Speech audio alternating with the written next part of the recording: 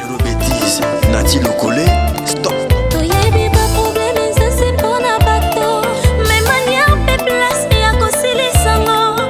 Merci de choisir Digital Congo, télévision et radio pour ce nouveau numéro de votre émission Entretien. Ici, nous avons avec nos invités l'occasion de décrypter l'actualité politique en République démocratique du Congo. Vous le savez, une actualité qui reste en tout cas dominée par la dernière adresse du président de la République sur l'état de la nation devant le Parlement réuni en congrès. Nous allons donc revenir sur ce discours avec notre invité, mais également à parler de sa structure 8 mois après son départ du Parti travailliste de Steve Mbika. Vous avez donc compris, nous recevons sur ce plateau Richard Kalele Malobo. Il est président d'une nouvelle structure qui s'appelle Génération Congo Nouveau, à qui j'ai dit bienvenue sur Digital Congo. Merci beaucoup, monsieur le journaliste. Merci également aux téléspectateurs qui trouvent le temps de nous suivre. Je remercie Digital Congo d'avoir pensé à nous. Qu'on vienne parler République. Alors, avant de parler de l'adresse du chef de l'État, 8 mois après votre départ du Parti travailliste, qu'est-ce que vous faites? Justement, nous avons mis en place cette structure, cette ASBEL, qu'on appelle Génération Congo Nouveau, qui fait ses preuves depuis 8 mois seulement. Mais à vous, en tant que journaliste, d'apprécier ce que nous valons sur les pays de manière générale. Et nous abattons un travail important en faveur de la population. Nous sommes appréciés par justement cette population, pas seulement à Kinshasa, mais dans l'ensemble du pays. Parce que nous sommes dans les 26 provinces. Ça se passe plutôt très bien. C'est d'ailleurs la raison pour laquelle je suis venu ici. Parce que je dois parler pour la première fois sur Digital Congo d'un événement qui va s'organiser le 29 nous allons revenir en long et en large sur cet événement et le partenariat qui est votre structure, nous, avec Digital Congo dans la deuxième partie de l'émission. Nous allons longuement parler de votre structure, mais vous avez suivi le discours du chef de l'État qui est pratiquement revenu sur plusieurs secteurs de la vie. Quelle a été votre réaction juste après avoir suivi ce discours-là? Bon, après analyse en tant que fils du pays, en tant que politique, mais en même temps en qualité aussi d'acteur social, j'ai conclu que le chef était venu parler parce que c'est un exercice constitutionnel. Donc il ne fallait pas laisser passer cette opportunité, il fallait nécessairement s'exprimer devant les congrès sur l'état de la nation, mais en faisant l'économie de tout ce que les chefs avaient repris, on a eu l'impression que ça n'avait quasiment rien à voir avec les réalités sur le terrain. C'est-à-dire? Donc tout était resté un peu flou.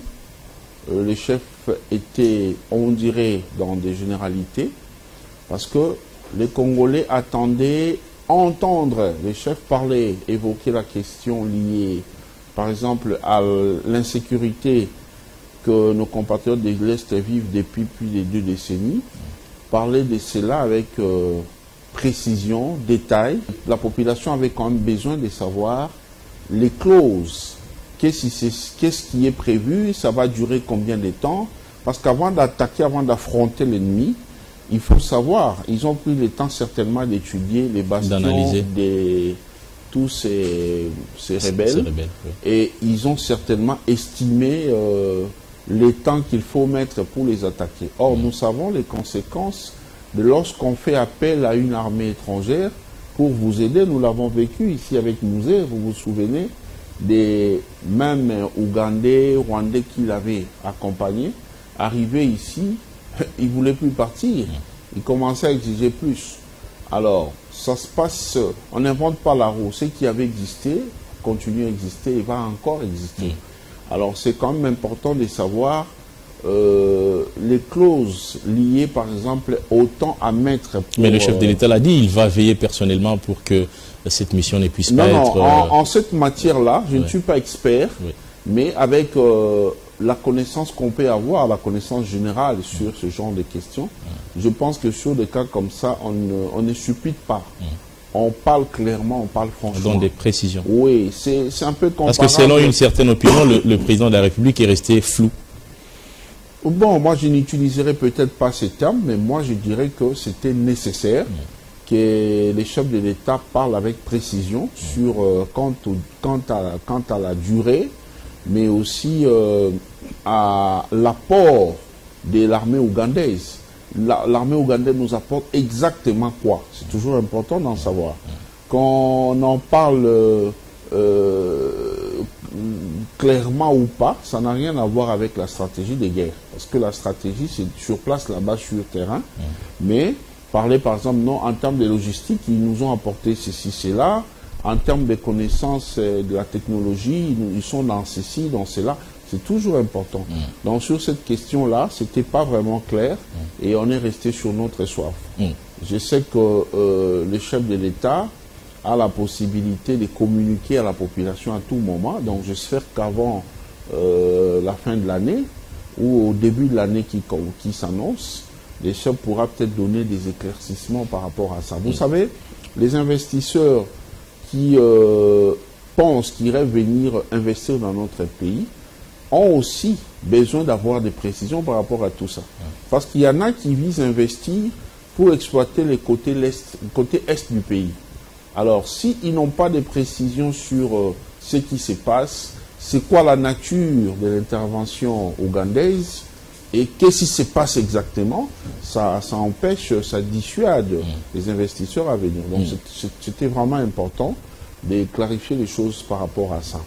Bon, concernant dans l'ensemble, lorsqu'il a parlé de l'économie et tout ça, moi je pense que j'ai compris que les chefs de l'État étaient en train de se plaindre du manque de performance, ou du manque d'efficacité. Oui, absolument. Oui, parce qu'il faut également l'avouer que beaucoup de ministres et warriors ne sont pas à leur place. Ne les sont pas. Oui, ils ne travaillent pas comme ils nous ont fait rêver. Il y en a qui se démarquent dans la société. Point n'est besoin de citer leur nom ici. Mais moi, personnellement, dans le cadre des activités du Trophée Afrique Paradis, j'interagis avec pas mal de ministres. Je sens de l'efficacité en eux. Mais il y en a par contre d'autres. Moi-même, en tant qu'acteur social, acteur politique, je vous avoue qu'il y a beaucoup de ministres que je ne connais pas. Beaucoup de ministres dont j'ignore et le nom et les visages. Je sais vous les ignorez parce qu'ils ne sont pas naturellement à l'œuvre, ils ne sont pas sur le terrain. Ils ne travaillent pas.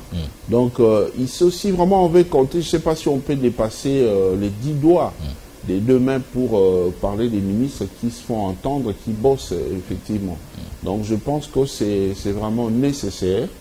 Et si déjà il envisage, parce que dans les langages d'un chef, on sait comprendre un besoin.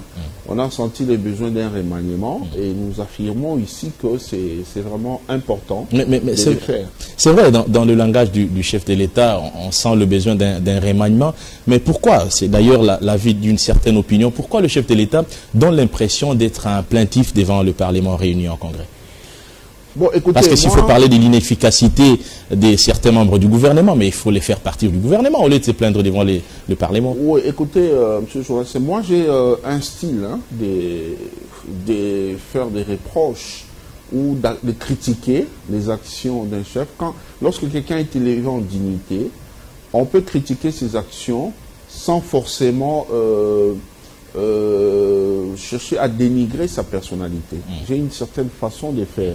Moi, je ne dirais pas forcément qu'il est en train de se plaindre ou il est de nature à se plaindre à tout moment. Non.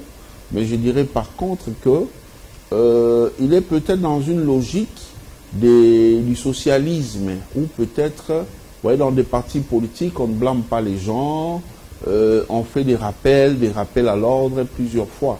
Alors, nous souhaitons que les chefs puissent commencer à exercer la sanction lorsqu'on sent que ça ne va pas, tel ministre n'est pas à sa place, on les remplace. Le gouvernement a été formé sur base de partis politiques, sur base des forces politiques. Donc au niveau des états-majors de ces formations politiques qui ont envoyé des ministres membres du gouvernement actuel, il y a encore, je pense, des compétences. Comme pour le moment, on est encore dans la logique de prendre des gens selon le poids politique. C'est pas comme dans des pays où on tient aussi compte des performances ou des compétences des gens, même s'ils ne sont pas politiques. Chez nous, c'est d'abord cette logique-là. Donc, on va d'abord aller avec. Et je pense que c'est important que les chefs de l'État puissent très rapidement recourir aux formations politiques. En tout cas, c'est un besoin pressant. C'est vraiment important de le faire. Et cela le plus rapidement possible. Le chef de l'État, dans son discours, a évoqué également la question, ou les questions autour de la justice. Je ne dirais pas qu'il s'est plaint, mais il a relevé un certain nombre de choses par moment, on a l'impression que les choses ne marchent pas comme ça devrait l'être. Du côté justice, là, c'est d'ailleurs pire. C'est vraiment pire. Moi, j'aimerais revoir les ministres des Finances, genre Luzo Lobambi. Un ministre qui savait sanctionner, un ministre qui savait révoquer. En tout cas, on a besoin de ce genre de ministre. Moi, je sais naturellement que lorsqu'une dame prend les commandes d'une organisation, d'une structure, généralement, les dames sont efficaces, fortes. Elles agissent généralement efficacement, contrairement aux hommes. Ça, je sais. Je connais plusieurs dames qui dirigent les sociétés, les responsabilités qui leur sont confiées de main de maître. Mais j'ai l'impression que ce n'est pas le cas avec la ministre actuelle de la Justice. Je sens vraiment que de ce côté-là, ça ne va pas. Elle est débordée par l'immensité du ministère. Il y a des choses qui ne marchent pas. Je peux vous donner un exemple, monsieur le journaliste. Vous savez, sous le régime du président Kabila, M. Mokia était opposant au régime Kabila. Et je sais que pour ses opinions politiques, il avait eu à être arrêté plusieurs fois. Il a fait plusieurs fois la prison. Mais cela n'avait pas empêché le président Kabila d'autoriser à ce que, quand on dit autoriser, un chef de l'État est d'office magistrat suprême. Donc il sait apprécier, même si on parle de la séparation de pouvoir, le chef de l'État sait toujours apprécier par rapport au cas. Alors, il avait laissé liberté à la justice de permettre à Gabriel Mokia de rentrer dans ce droit. Il avait récupéré ses biens, je dis bien sous Joseph Kabila, un opposant. Mais nous sommes étonnés aujourd'hui de constater, parce que dans le cadre de mes activités, les objectifs de notre ASBL, il y a également des plaintes qui viennent des Congolais qui viennent se plaindre par rapport aux situations, par rapport à l'injustice qu'on leur inflige par ceux qui ont la signature, ceux qui ont des décisions. Mais on a notamment la situation du président Gabriel Mokia. Mais comment expliquer que quelqu'un qui avait été réhabilité sous le régime Joseph Kabila, alors qu'il était opposant au régime, on l'a réhabilité, la Cour suprême a tranché, on lui a restitué ses biens. Alors aujourd'hui, alors qu'il se déclare matin, midi, soir, allié principal du président Félix, ça c'est pas une raison il ne va pour pas se qu'on lui soustraire à la loi parce que c'est bien, c'est pas une il est raison. proche, Je dis bien, proche du président de la République. Justement, je dis bien que c'est pas une raison, mais j'ai dit alors qu'il se présente comme étant un allié et on voit comment il le soutient, mais en même temps il a raison parce qu'il a tous les papiers, il prouve qu'il avait récupéré ses biens. Ici chez nous, quand la cassation tranche, c'est fini, on ne fait plus d'appel, c'est fini, on exécute. C'est une obligation. Le tribunal de grande instance qui lui avait vendu ses immeubles a reconnu que j'ai réellement vendu à M. Mokia et a signé une ordonnance pour expulser les occupants illégaux. Mais c'est vraiment étonnant. Mais les exemples sont légion. Il y a d'ailleurs un exemple qui a fait parler à Kinshasa, d'ailleurs en toute la République démocratique du Congo, avec l'ancien ministre de l'EPST, Willy Bakonga, qui a été libéré par grâce présidentielle et pourtant il n'en bénéficiait pas. Vous savez, même les membres de l'UDPS avaient réagi, les militants, les combattants avaient réagi, ils ont brûlé des pneus par-ci, par-là, pour exprimer leur mécontentement. Donc c'est pour dire que la population n'est pas d'accord de la manière dont les choses se font. Et par là, j'ai dit que beaucoup de décisions, beaucoup d'options ont été levées à la hâte. C'était fait avec précipitation, notamment la gratuité de l'enseignement. Vous voyez, on était allé à l'école primaire, secondaire. Bon, maintenant, il y a eu rétro-pédalage. Maintenant, seulement l'école primaire, c'est bon. On ne peut pas chercher à faire des miracles. Un pays, on les construit en avançant petit à petit. La population a déjà développé une certaine résistance. Tous ces théâtres-là, donc ça prouve qu'il y a un problème de désorganisation, il y a l'impréparation dans tout ce qu'on lève comme option. Il y a un problème des textes également. Et par rapport à ça, ce que nous déplorons, nous, en tant qu'organisation qui veille aux intérêts de la population, c'est ce que le peuple, c'est ce que la population subit entre-temps. C'est bien beau de voir les hommes politiques commettre des bévues, et se faire arrêter, se faire libérer sans raison valable. C'est bien. Mais pendant ce temps, c'est le peuple qui en pâtit.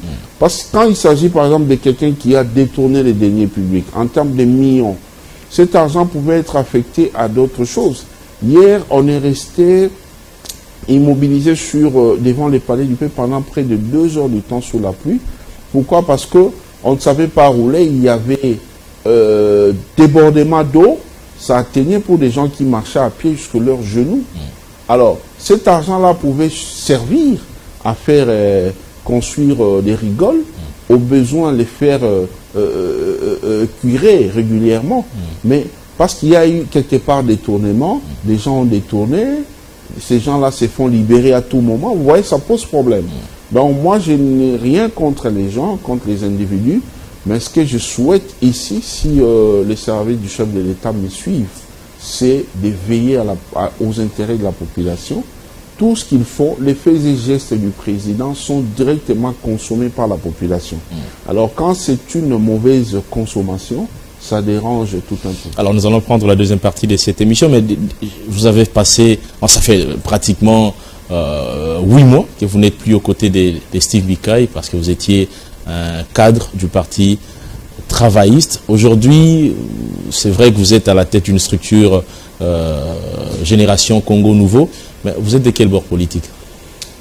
Bon, je n'aime pas trop parler de mon passé par rapport au parti où j'étais. Cette histoire appartient au passé. J'étais même secrétaire général là-bas. Mais comme on dit, on ne change pas l'histoire. Bon, puisque vous posez la question, oui, je suis parti de là. Pas par ma propre volonté, j'avais été viré, s'il faut le dire ainsi, parce que les leaders de ces partis m'avaient soupçonné d'être des mèches avec son ennemi. Vous savez, à l'époque où il y avait des problèmes entre lui et les sénateurs Bahati, de par tout ce qui s'est passé, et nous, on était, moi-même ainsi que mes 2 autres camarades, étions considérés comme étant des gens qui traitaient avec l'ennemi. Les sénateurs Bahati. Bon, et ils n'ont pas cité le nom dans leur communauté, mais ils ont parlé de l'ennemi. Oui.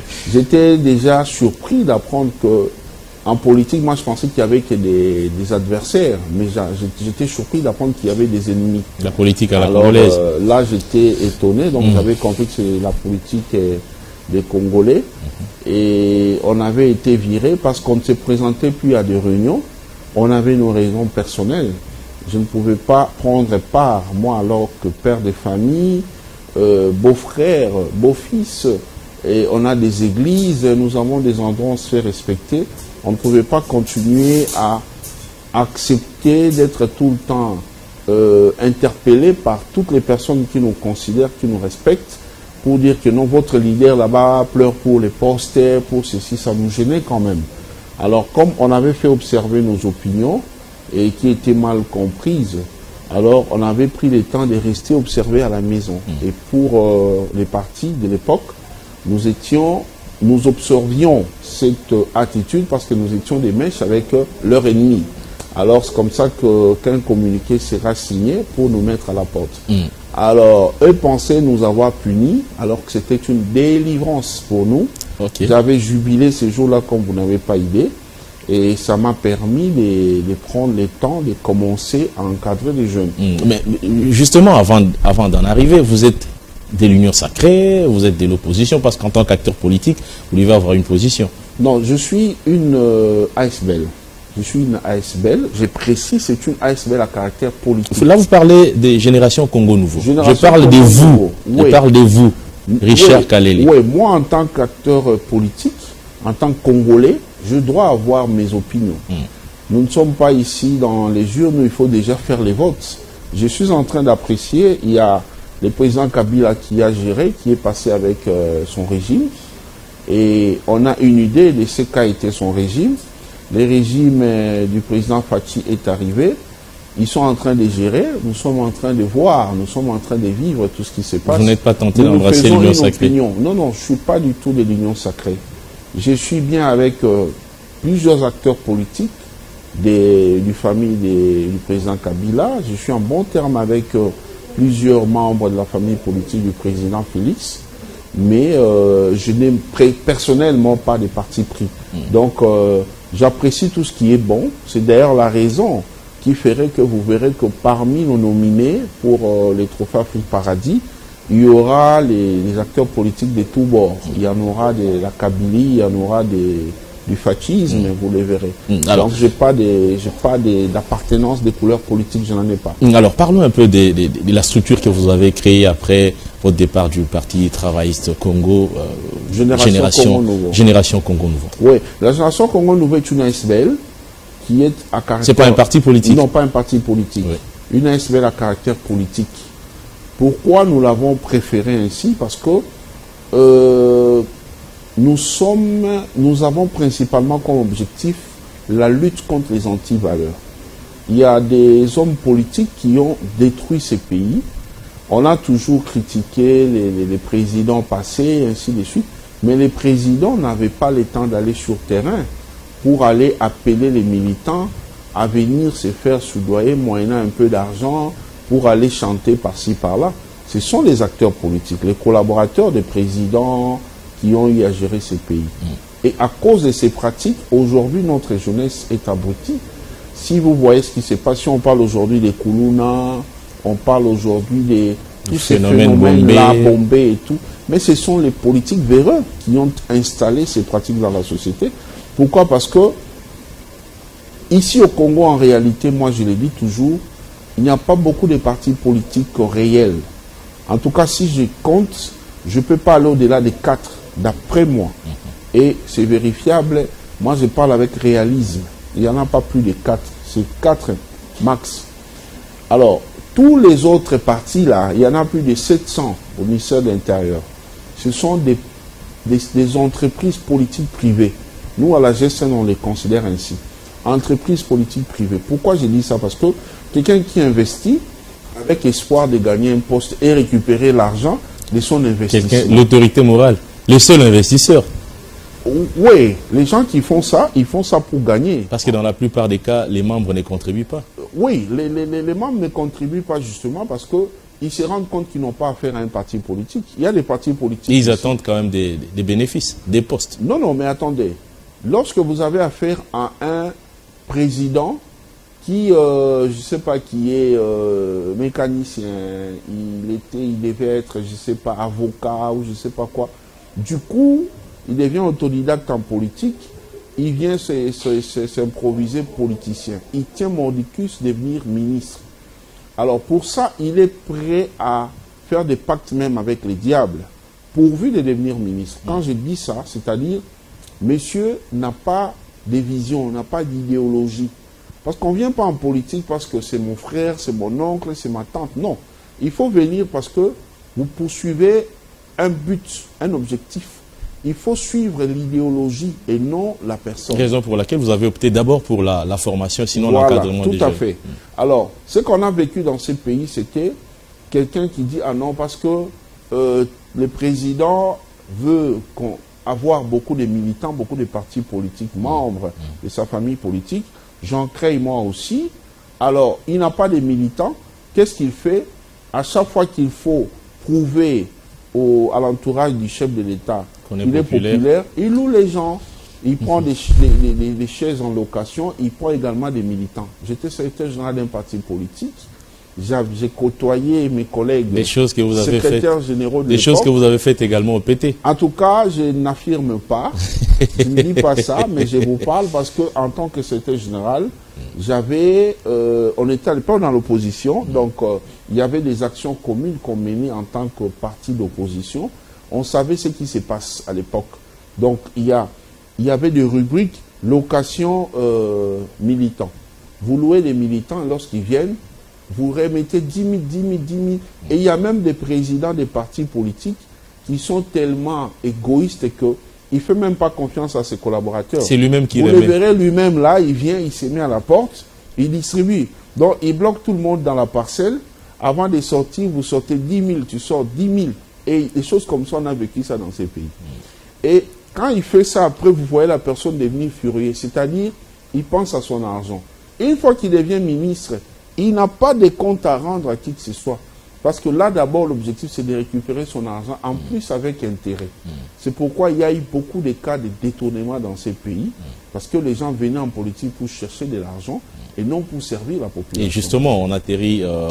Alors, c'est comme ça que nous, on s'est dit, voilà. Créer encore un parti politique servirait à quoi pour le moment?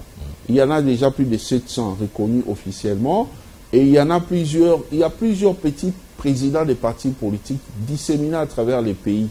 Alors, donc, dans l'ensemble, tous ces gens ne rendent aucun service à la population.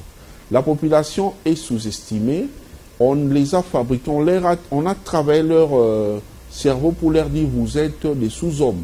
Donc sans nous, vous n'êtes rien. Alors, ils n'ont pas le courage eux-mêmes de venir aussi faire la politique pour apporter des idées.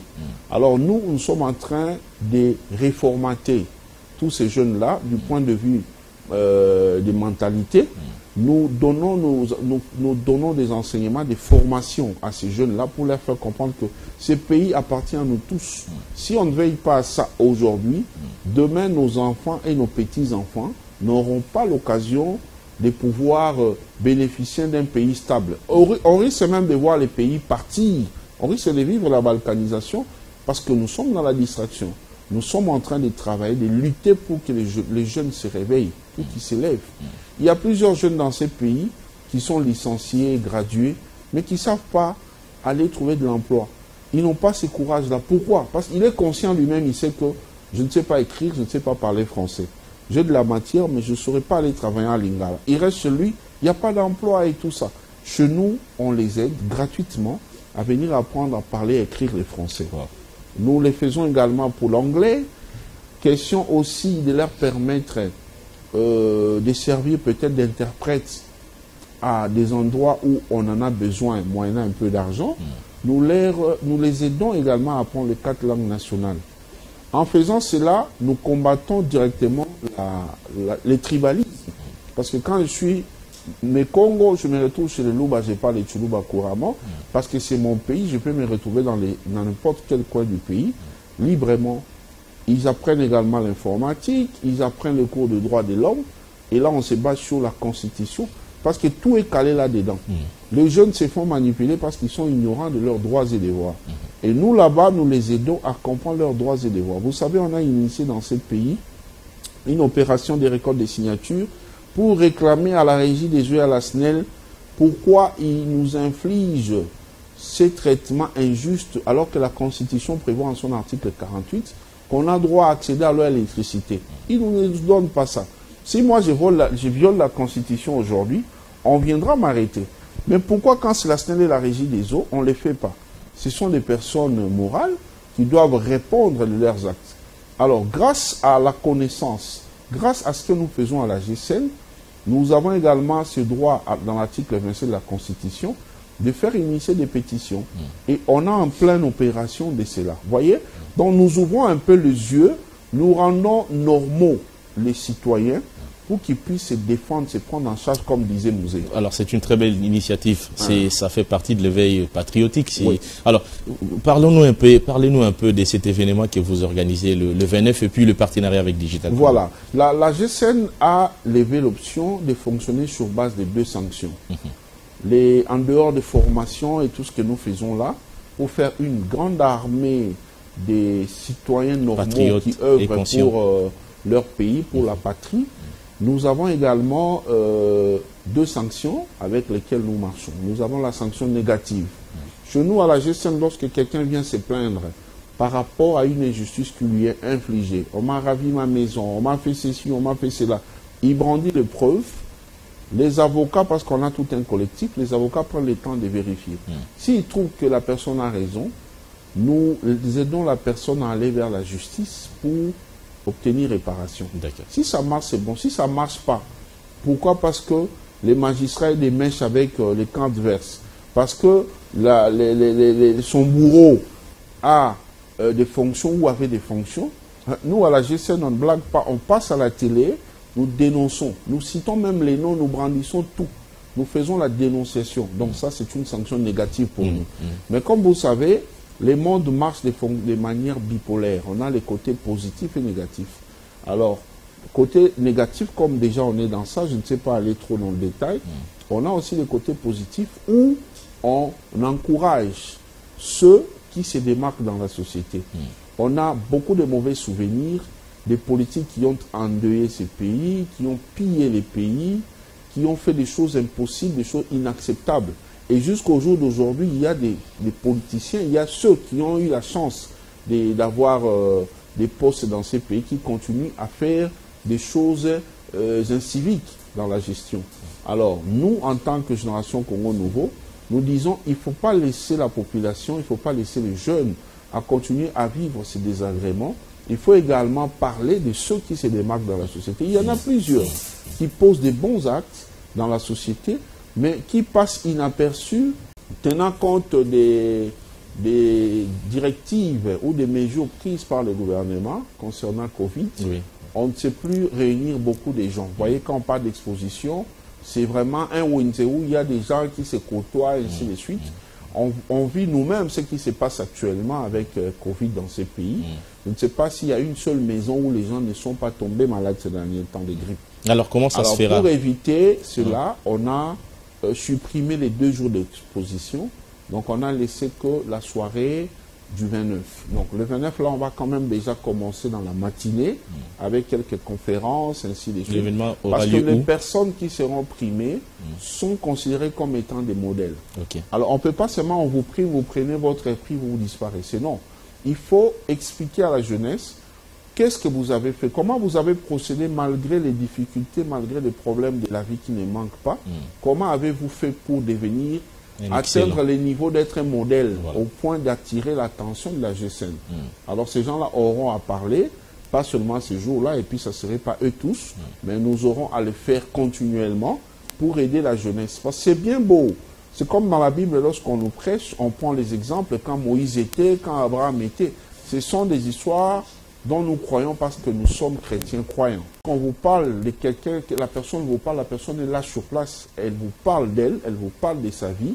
Vous savez croire facilement et ça entre. Parce que là, vous vivez, la personne est devant vous. Donc, c'est un peu dans ça. Alors, là, l'événement se passe où? Ça va se faire au Musée National, ici sur le boulevard Triomphal. Par là, je voudrais vraiment très sincèrement remercier Digital Congo qui nous a accordé l'opportunité de pouvoir d'abord faire passer les spots publicitaires gratuitement, je le dis bien, et que Digital trouve ici l'expression de nos remerciements, donc au nom de tous les jeunes de la génération Congo Nouveau qui sont disséminés partout à travers le pays, et au mien propre en tant que président, je remercie vraiment Digital Congo, je remercie Madame Rita Bitota pour la coordonnatrice télé. Oui, pour cette initiative. Je voudrais également remercier tous les grands, les décideurs de ces pays qui ont accepté de nous accompagner. Je remercie les DG de la SNCS, je remercie les DG Cédric Lungu de l'Alliance des bâtisseurs. Je remercie Jean-Marie Kassamba de l'espace 50 pour son accompagnement, pour son média disponibilisé. Je remercie Gabriel Mokia. Je remercie tous ces acteurs politiques qui ont contribué d'une manière ou d'une autre pour la réussite de cette activité. Et ici, je voudrais quand même parler de quelques catégories, des gens que nous allons devoir primer. Peut-être nous sommes talonnés par les temps. Oui, nous avons toute une panoplie oui. des gens à primer, mais exceptionnellement, on va d'abord primer un petit nombre. Oui. Question d'éviter d'aller au-delà de 50% de la capacité de la salle. Et par la suite, nous verrons comment nous organiser parce qu'on doit primer toutes les personnes qui méritent réellement. Merci beaucoup, Richard Kalele Malobo. Je rappelle que vous êtes président de la structure dénommée Génération Congo Nouveau. Le rendez-vous est donc pris pour ce 29 décembre. Vous allez primer ceux qui méritent, en tout cas à travers leurs actions, d'être appelés des modèles dans la société congolaise, inspirer les jeunes à devenir comme eux. Merci. Alors merci d'être passé sur Digital Congo. Cette émission touche complètement à sa fin. Mesdames et messieurs, merci à vous d'avoir été des nôtres. Restez avec nous. Zéro bêtise, Nati Lokole, stop.